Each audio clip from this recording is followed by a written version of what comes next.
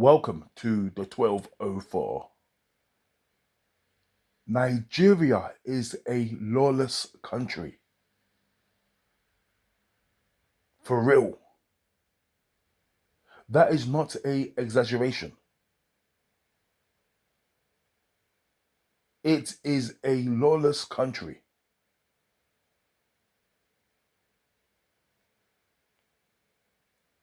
Let's just look at the driving situation out there.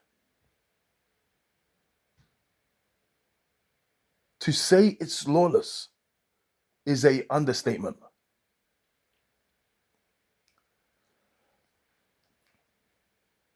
I've been going to Nigeria for 30 years now.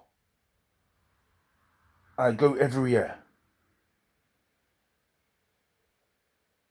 And I've always known it's lawless, especially when it comes to the driving. But with what happened with Anthony Joshua and his two friends, that's only highlighted how lawless the country is. Now, a lot of people have not been there. A lot of people making videos have never been there before.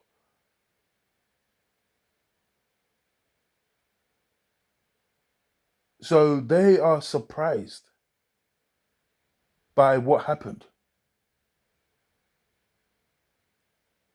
Now, I am upset about what happened, but not at all surprised, unfortunately. Let me tell you how lawless. Let me go into let me go into detail and explain how lawless that country is, especially when it comes to driving.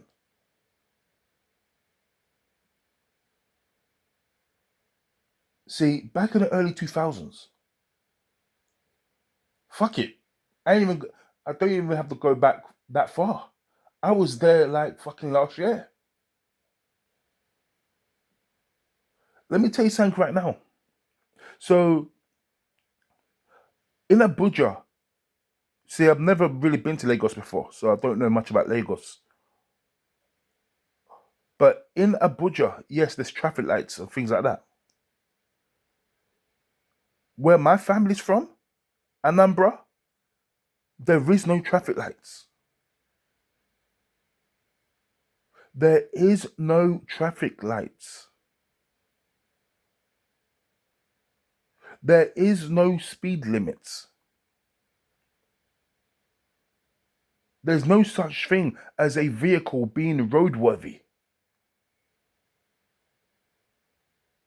70% of those damn vehicles should not even be on the road. I've seen cars there with no mirrors.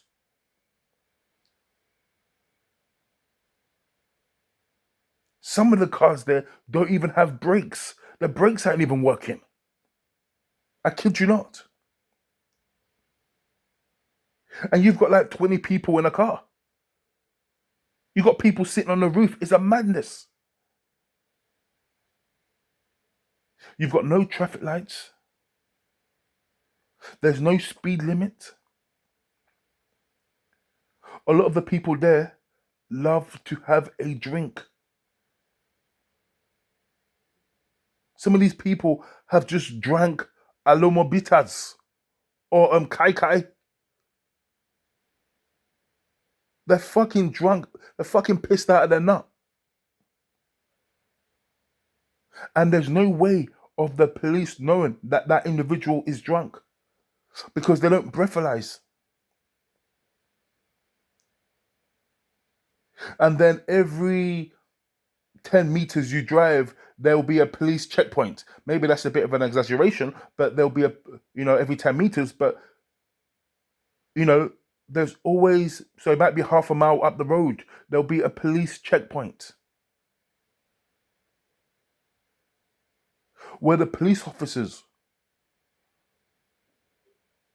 rather than them doing their actual job and telling somebody that, look, listen, your vehicle is not roadworthy, park it up, rude boy, and walk. See, they're not going to do that because what will happen is the police officer would then use that as an opportunity to get paid. The police officer will say to the driver, anything for the boys? And we're talking 100 naira. You give the officer 100 naira, which is a chicken change. Check the conversion rate in dollars or pounds on Google if you think I'm joking. The officer will use that as an opportunity to extort money from the individual. Then an individual gives the driver 100 nairas, 200 nairas, and then he keeps it moving. Now, why is a police officer doing that? Let me tell you something right now about Nigeria. I remember years ago, Louis Farrakhan was doing this, he was having this interview. And he was told that Nigeria is the second most corrupt country in the world behind Italy. Now, this was the early 2000s he did that interview. Second most corrupt country. Honestly speaking, when I heard that, I was very, very surprised because I cannot imagine any country being more corrupt than Nigeria. Yes, Italy is corrupt, but surely it can't be more corrupt than Nigeria. But anyway, that's another video. Why would the officer take a bribe of 200 naira and let somebody drive his car or her car without mirrors? A car that isn't roadworthy. Did you know that those police officers do not get paid? They are meant to get paid, but they don't get paid. See, Nigerians know what I'm talking about when I say this. A lot of people in those types of jobs, whether they work at the airport, whether they're police officers, most of the time they don't get paid. They are owed money by their companies. And a lot of the time they have to work for tips. See, that's a little scam these Nigerian companies have. They'll tell you, oh, look here, we'll pay you the money next month or next month. The next month will come 2 months and 2 months, 3 months, and etc., etc. And then it's left up to the individual to realize that actually I need to work for tips. And I've spoken to Nigerians about this. I've said to them, why would you work for tips? Don't have that job at all. And they said to me, it's better than nothing.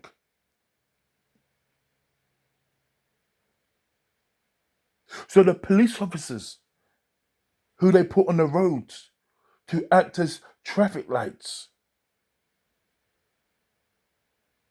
to act as the speed camera,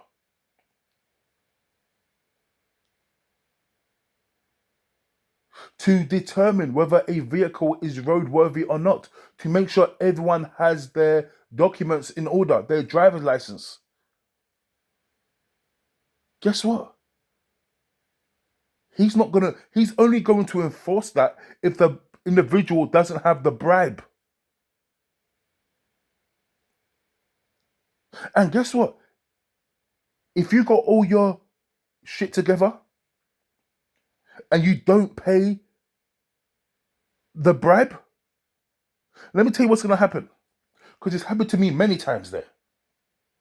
We was driving, it was a long distance.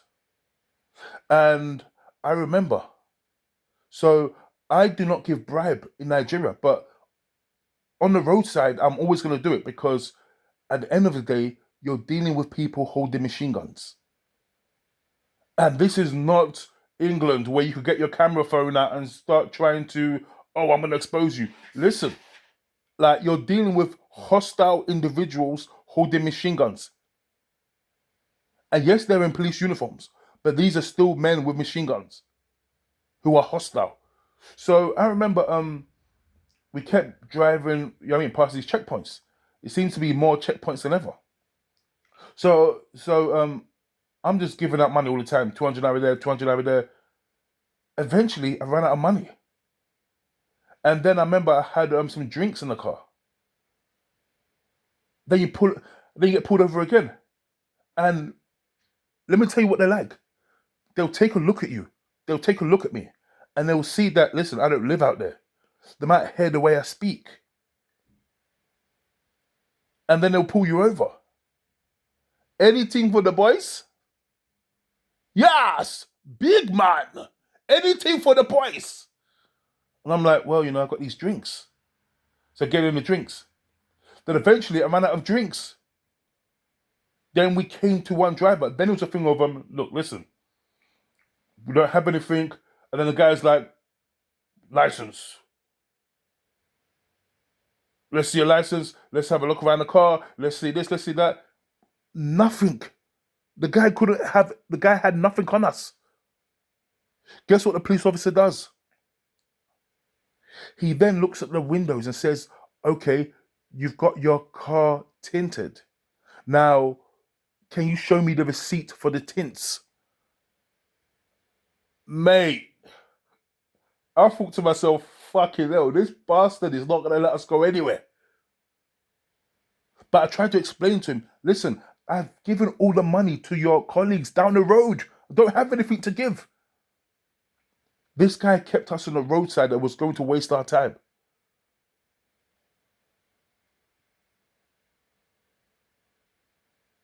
Eventually, they let us go in there because we had to make a few phone calls. But that's the point I'm trying to make.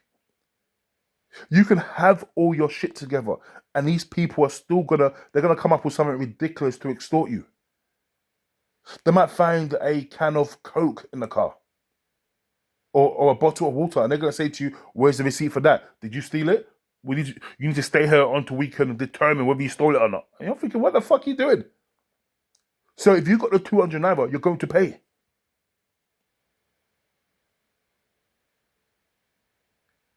People there drink like there's no tomorrow, and then they get in these cars. Another thing is this as well. If you crash into someone's car, let me tell you how it works. Let's say somebody's got a nice car, somebody's got a Mercedes, and then you've got one of those people who's got a vehicle that isn't roadworthy. That vehicle looks like it should have been taken to the scrapyard 10 years ago.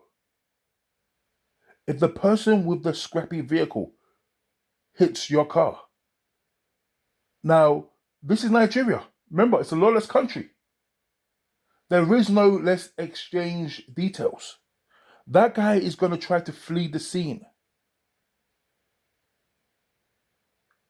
because he is in a bad situation. Because what will happen is this: if you manage to corner him, this is how you handle it in Nigeria. If you corner him, now, either he has to give you money on the spot, which a lot of the time he cannot do.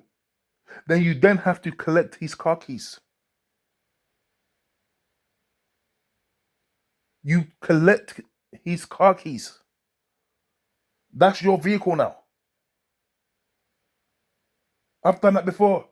Somebody crashed into a car that we was driving, and then the guy ran out. But the guy he left his car keys behind. Do you know what I mean? He tried to take it, but because we were like running towards the car, he didn't run out.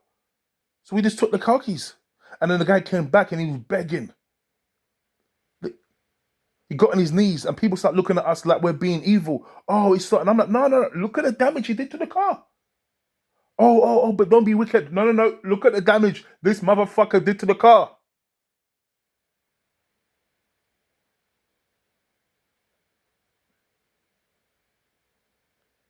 I've seen people that drive these fucking big ass lorry looking things.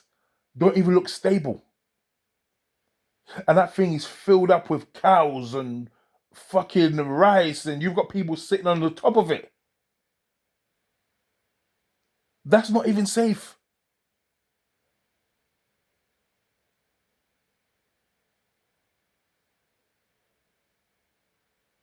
There is no road laws there. In Anambra, you've got vehicles speeding from all directions. People are just driving. People are driving anyhow from all directions. And because people are driving from all directions and there's no traffic lights, there ends up being a traffic jam that could take at least 35 hours. People have to get out of their cars and leave their cars because they're thinking, do you not fuck this. We're gonna be here all day.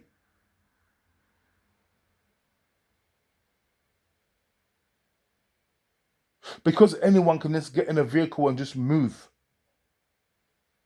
There's so many vehicles on the road and it causes traffic. Everyone's in a rush. People are speeding.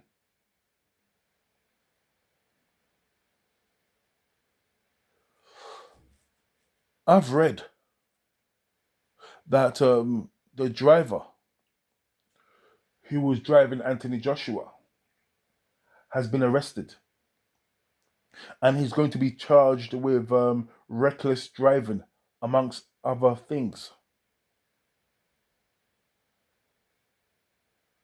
Don't get it twisted. On one hand, I'm very pleased to hear that because it's about time that one of these bastards in Nigeria who drive like dickheads are held accountable. But on the other hand, it's just such a shame that it's taken the death of two people who were involved in a car crash with a famous sportsman.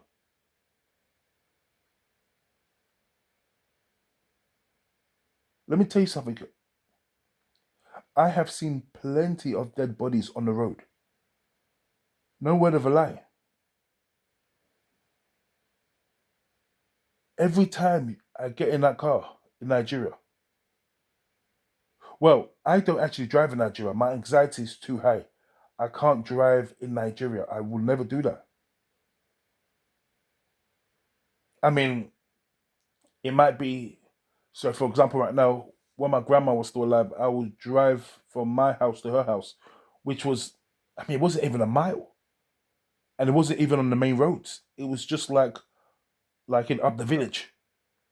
So really, I could do that, but I'll never ever go on the roads there because you are dealing with fucking animals.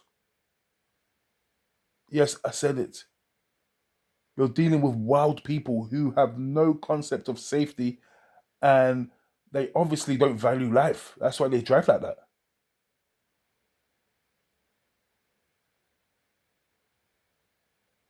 And I remember almost every day you see a body on the road. But this is not England or America. If there's a dead body on the road, you call 999 in the UK or 911 in America, and then emergency services will come and remove that body. In Nigeria, there's a body on the road. The civilians are just going to roll the body to the side, so people can continue driving. And unless somebody knows you, you'll be left there for somebody to go and collect. You'll be left there for. So what will happen is somebody might be like oh look here, where is Tunde? I've not seen Tunde. Where is Tunde? And then somebody would say there's a body on the road that fits the description of Tunde. And then the mum will go down there and roll the body over, look at the face, and if that's not her son, she just rolls the body back, face facing the ground, and she keeps it moving until somebody comes and claims that body, and it's up to them to remove that body. The emergency services are not going to remove any bodies from the road. They'll just roll you to the side. They'll roll you to the gutter, and they will let somebody come and claim you. I've seen so many bodies on the road there. Every time you're driving, you just see a body on the floor. It's very common. But for me, it's I'm happy that this bastard, this Yoruba bastard, may I add, this was a Yoruba man driving Anthony Joshua. Yeah, what's his name? Kayode. It's fucking Yoruba. So I'm glad that this bastard has been arrested and he'll be charged. I hope he's held accountable. Listen, don't start begging. Don't start saying, "Please forgive me. I'm a child of God," or "God will help." Listen, I'm not interested. Yeah, fuck him. But on one hand, I'm happy about that. On the other hand, I'm thinking to myself that it's a shame that it's taking this for them to do something about it. Because let me tell you right now, yeah, Nigeria is under great scrutiny at the moment. People are looking at the place thinking, you guys, I mean, you guys are just like jungle people. That place is a jungle. And also, as well, you've got Nigerians who are so arrogant. Nigerians are the most arrogant people in the whole of Africa. They're so arrogant, but look at the country. It's a fucking dive. Yeah, it's a shithole. Let's have it right.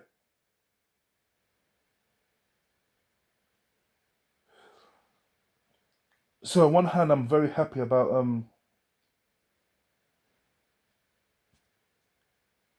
this guy being arrested. But here's the thing: if that wasn't Anthony Joshua, if that was some random Tunde or Ayo in the car, instead of a instead of somebody with £100 million in the bank, let me tell you something. This guy would not even have been arrested. There'll be no police involvement. There'll be no police investigation. There'll be none of that. All that bastard will have to do is just find another car and continue driving like a lunatic.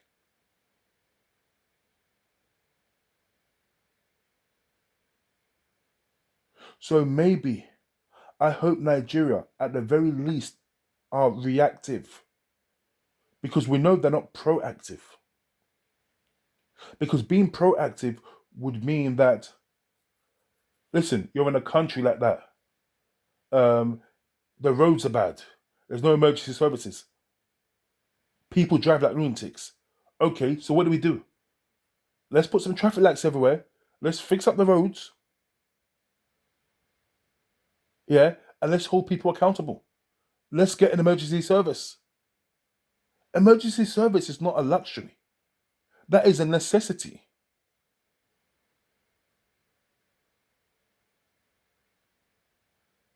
But they're obviously not proactive. So let's hope at the very least they are reactive and they are going to react to what's happened.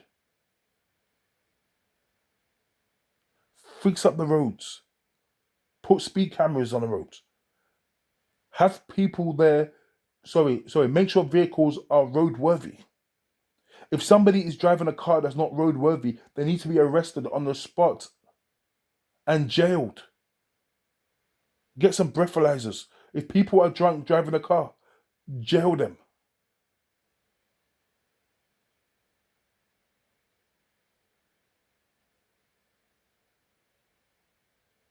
I did not want to make this video, if I'm being honest with you.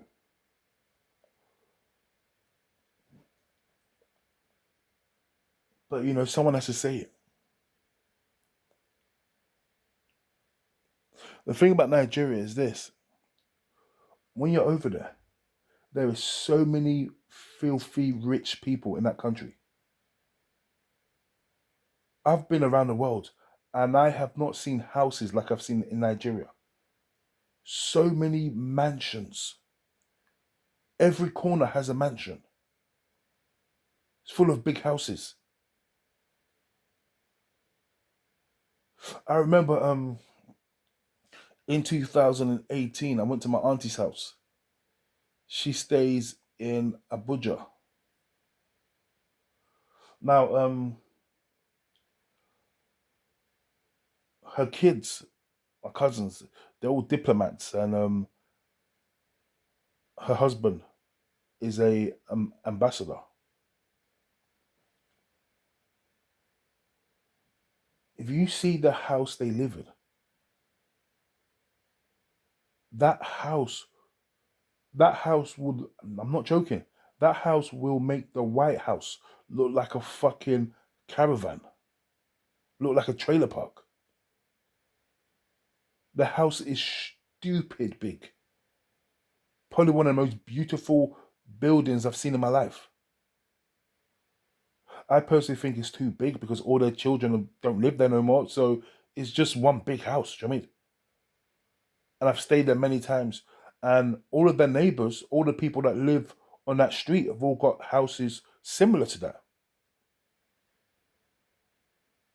However, when you open the gate and you go out, the road, it's not even a road. It's like bumpy red sand and there's stones everywhere.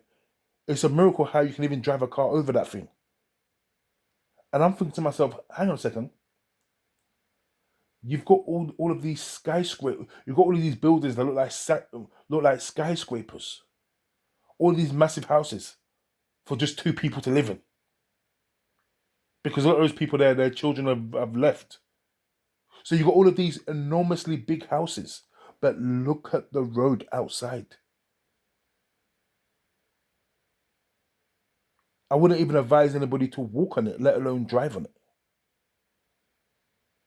Takes a lot of skill to drive on that kind of road. But what happened was, so the government, yeah, as you know how corrupt these people are, they're not gonna fix the road. They're in a thing of, listen, if you guys want that road fixed, yeah, you got to run us some money so we can come and make that place a nice road. So then my uncle, my cousin, sorry, my auntie's husband, she then asked the other neighbors, look, listen, let's put our money together and let's fix the road on our street. They're like, yeah, yeah, yeah, yeah, yeah, yeah, yeah, yeah, yeah, yeah, yeah, yeah, yeah. Yeah, we'll do that next week. And after that, you call them, you don't see them. What I'm trying to say is this: Nigerians have this mentality of, listen, my house is a big, beautiful house. I stay in a big, beautiful house. So let me tell you the mentality of Nigerians. Yeah, I stay in a big, beautiful house. Yeah, I've got running water. I've got electricity. I'm good over here. I'm living like a king. I've got money in the bank. My children are in the UK in private schools, or they're in America in private schools. I don't give a fuck what happens outside of my compound because I'm living good. That's the mentality of the Nigerian.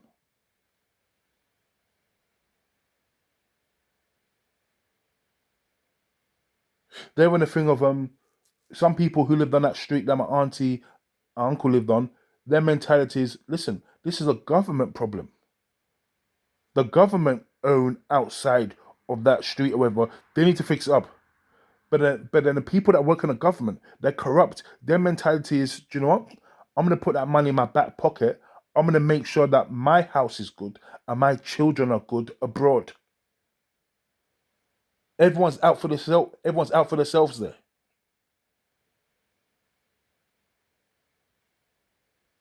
And also as well, let me tell you something right now. Let's say if Anthony Joshua, let's say if his name was T- Tope Adibola, some random guy called Tope Adibola.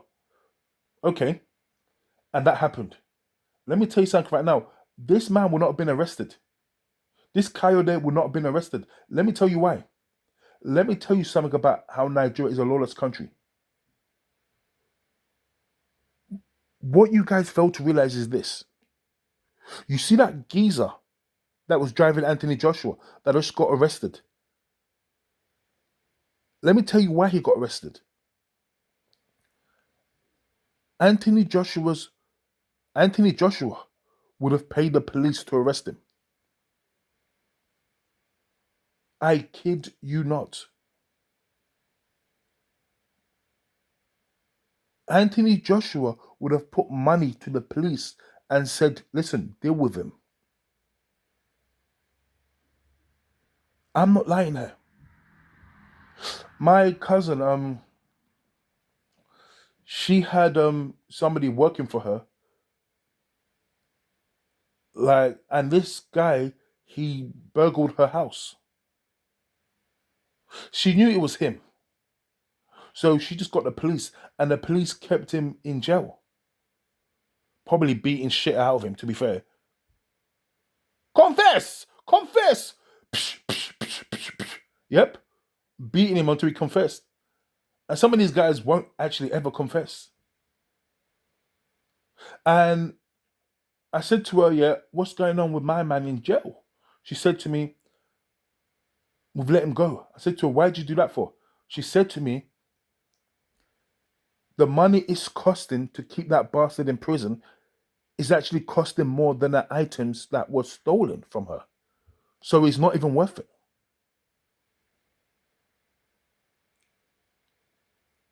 And that's what the police officers there are like. They're like paid henchmen. You pay them to do things. If you want someone arrested, you got to bring money out.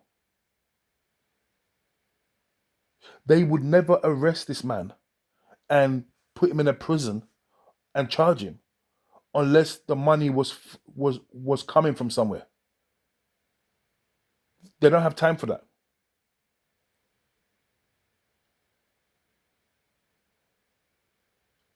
So this is not the Nigerian police officers doing their jobs. This is simple that Anthony Joshua has paid for this guy to be held accountable. Now, if this was Tope Adibola, he might not have the funds to do that. And then this bastard Kayode gets to walk free. He gets to source another vehicle. And then he starts driving like a mug again. I don't know. I don't know. But hopefully, this is the start of change for Nigeria. I really hope so. But also as well, one last thing. I've been in cars before out there with people who fucking drive like idiots, and I've had to tell them, "Yo, listen, you need to slow down. You need to slow down. You need to hold your driver accountable. You need to tell him, listen, mate, you need to slow down. Don't be driving like that. Slow down. What's the rush? Everyone's in a rush to go somewhere. Do you know what I mean? Slow down. You don't need to overtake anybody. Drive sensibly. Or if you see your driver having a beer, you don't get in a car. You tell him that's unacceptable. But in Africa, we do it. Listen, I don't give a damn where we are. You're not about to drive. You shouldn't be getting in a car with somebody who's drunk.